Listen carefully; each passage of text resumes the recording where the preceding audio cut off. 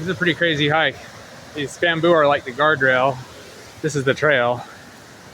And then there's a little opening occasionally here. Continuing on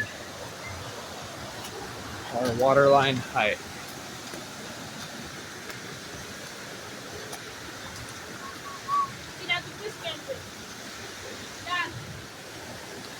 Yeah, it looks like just starting to grow, huh?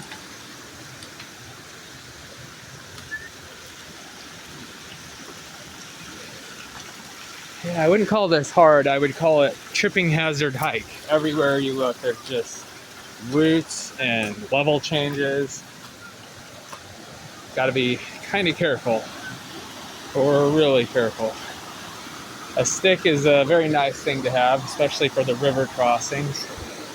I'm gonna check which way we're supposed to go, but it's kind of like a little paradise for sure.